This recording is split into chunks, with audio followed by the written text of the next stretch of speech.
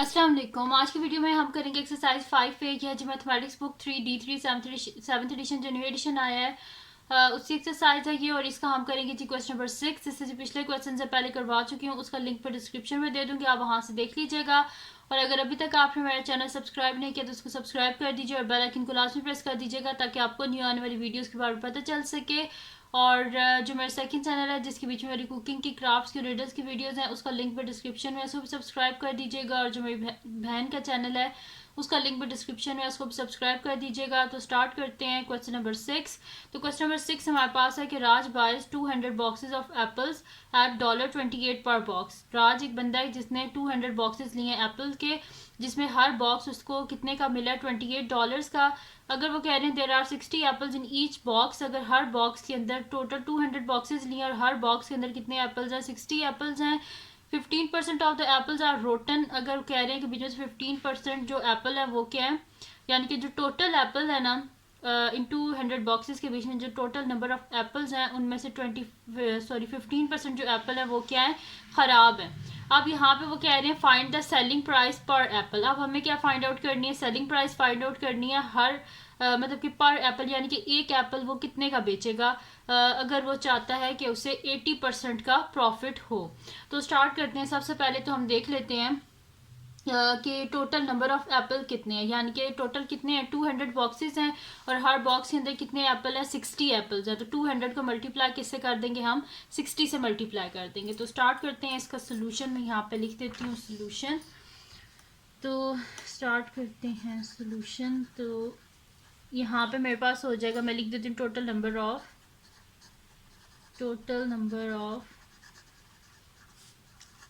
Apples राज बाइस is equals to, total कितने थे बॉक्सेस, 200 बॉक्सेस थे और हर बॉक्स के अंदर कितने एप्पल थे, 60।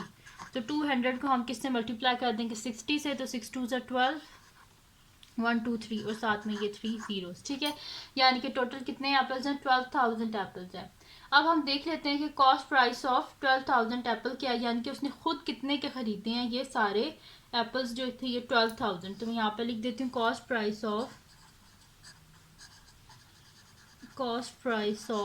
12,000 एप्पल्स इज इक्वल्स टू, उसने टोटल कितने बॉक्सेस लिए हैं, 200 बॉक्स लिए हैं उसने, बॉक्सेस लिए हैं एप्पल्स के और हर बॉक्स उसे कितने का मिला है, $28 का। तो मैं इधर कर देती हूँ 200 मल्टीप्लाई बाय $28, ठीक है। ये हो गया मेरे पास। इसको हम क्या कर लेते हैं, सॉल्व कर लेते हैं। तो मैं यहाँ पे मल्टीप्लाई कर देती हूँ 200 मल्टीप्लाई बाय 28। तो ये मेरे पास क्या आ रहा है, 5600, यानी कि टोटल उसकी कॉस्ट प्राइस क्या है, $5600। तो मैं यहाँ पे लिख देती हूँ $5600। कॉस्ट प्राइस इतनी है टोटल जो इसने सारे ये जो एप्पल्स खरीदे हैं, 12,000 एप्पल, उनकी कॉस्ट प्राइस क्या है, 5600 है, ठीक है। तो अब हमने ये देखना है कि उसको कितना, वो कह रहा है कि उसको प्रॉफिट चाहिए, वो चाहता है कि उसको 80% का प्रॉफिट हो, ठीक है।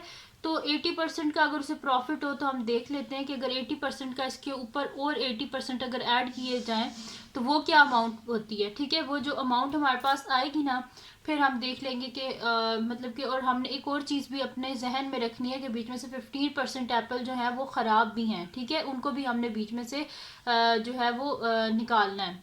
तो अब यहाँ पे मैं इसको कर लेती हूँ आगे। मैं यहाँ पे लिख देती हूँ कि उसको कितने का बेचेगा कि उसे 80% का प्रॉफिट होगा। तो मैं यहाँ पे लिख देती हूँ कॉस्ट प्राइस ये है। अब हम देखते हैं कि सेलिंग प्राइस क्या होनी चाहिए कि उसे 80% का प्रॉफिट हो।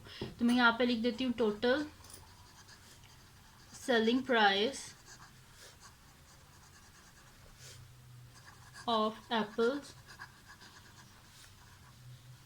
so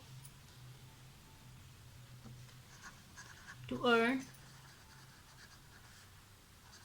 80% profit on the cost price, यानी कि सेलिंग प्राइस क्या होनी चाहिए कि उसको 80% का प्रॉफिट हो। तो यहाँ पे मैं लिख देती हूँ कि 80%, यानी कि टोटल परसेंटेज क्या होती है हमारे पास, 100% होती है ना, और उससे क्या चाहिए, कॉस्ट प्राइस के अलावा 80% प्रॉफिट, यानी कि 80% जो है ना उसे प्रॉफिट चाहिए। तो कॉस्ट प्राइस 100 प्लस 80 क्या हो जाएगा 180। तो मैं यहाँ पे लिख देती हूँ 180% ऑफ ये जो कॉस्ट प्राइस थी $5600, ठीक है। तो टोटल परसेंटेज क्या होती है, ये 100% थी ना, कॉस्ट प्राइस की 100% थी $5600, लेकिन उसे 80% का प्रॉफिट चाहिए। तो प्रॉफिट है यानी कि 100% में 80% और ऐड कर दें तो 100 प्लस 80 क्या हो जाता है 180% ऑफ। अब हम 180% of cost price find out करते हैं और देखते हैं कि हमारे पास क्या अमाउंट आती है कि उससे कितने के वो बेचना चाहता है ये सारे जो एप्पल्स हैं। तो 180% है तो 180% किसके इक्वल होता है 1/100, तो डिवाइडेड बाय 100 मल्टीप्लाई बाय $5600। ये जीरोज और जीरोज आपस में कैंसिल आउट, पीछे क्या बच गया 180 मल्टीप्लाई बाय $56। इनको मल्टीप्लाई करके देख लेते हैं कि टोटल वो सेलिंग प्राइस क्या चाहता है। तो 180 मल्टीप्लाई बाय 56, तो इसका आंसर हमारे पास आ रहा है 10080। तो मैं यहाँ पे लिख देती हूँ 10080 ठीक है। यानी कि वो क्या चाहता है, सेलिंग प्राइस कितनी होनी चाहिए 10080 अब हमें क्या निकालना है बीच में से कि जो बीच में से 15% एप्पल थे ना वो क्या थे, रोटन थे, यानी कि ख़राब थे।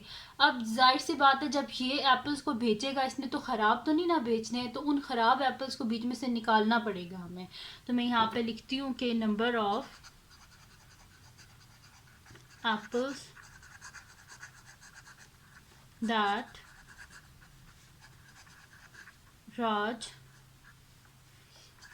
कैन सेल, यानी कि कौन कितने एप्पल हैं जो वो भी बेच सकता है। तो इज इक्वल्स टू टोटल कितने होते हैं हमारे पास 100% होते हैं ना, तो बीच में से क्या है कि वो क्या कह रहे हैं कि हमारे पास कितने एप्पल्स हैं 15% of the apples are rotten. Total 100% होता है तो 100 में से अगर 15 को माइनस करें तो पीछे कितने सही एप्पल कितने हैं, पीछे 85% है ना। तो मैं यहाँ पे लिख देती हूँ 85% of total number of apples कितने थे 12,000 थे ना। तो हम क्या करेंगे 85% निकालेंगे क्योंकि वो कह रहे हैं बीच में से 15% एप्पल क्या ख़राब है। तो अगर 100% हमारे पास 12,000 था तो 100 में से 15 निकालेंगे तो 85% ऑफ 12,000 हमें फाइंड आउट करना है। Multiply by 12,000 is equals two percent को हटाएंगे तो 100 आ जाएगा 1/100 यानी कि 85/100 मल्टीप्लाई बाय 12,000। ज़ीरो और ज़ीरोज़ कैंसिल आउट हो गया हमारे पास, पीछे देख लेते हैं अब क्या आ जाता है। तो नेक्स्ट शीट ले लेते हैं और उस पर मैं आपको आगे करवा देती हूँ। तो यहाँ पे ये मेरे पास आ जाएगा, इसको हम मल्टीप्लाई कर लेंगे। तो यहाँ पे नेक्स्ट शीट पे मैं आपको मल्टीप्लाई करके दिखा देती हूँ। अब यहाँ पे ये हो जाएगा मेरे पास कि 85 मल्टीप्लाई बाय 120। तो मैं यहाँ पे लिख देती हूँ 85 मल्टीप्लाई बाय 120, ठीक है जी। तो इसको मल्टीप्लाई करके देख लेते हैं कि कितने एप्पल जो हैं वो पीछे सही कितने हैं जितने वो बेच सकता है। तो 85 मल्टीप्लाई बाय 120, तो इसका आंसर मेरे पास आ रहा है 10200। तो यानी कि टोटल 12,000 में से 10200 एप्पल्स वो बेच सकता है क्योंकि यही सही हैं, बाकी सारे क्या हैं ख़राब हैं। तो अब हम क्या कर लेते हैं, सेलिंग प्राइस हमें क्या बताना था कि अगर उसे 85% का प्रॉफिट चाहिए तो उस हिसाब से सेलिंग प्राइस क्या होगी एक एप्पल की। तो यहाँ पे मैं फिर लिख देती हूँ सेलिंग प्राइस पर एप्पल।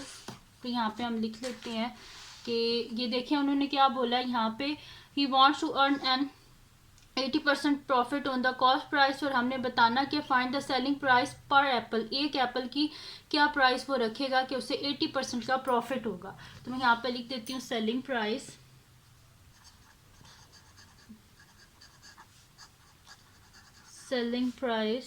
पर एप्पल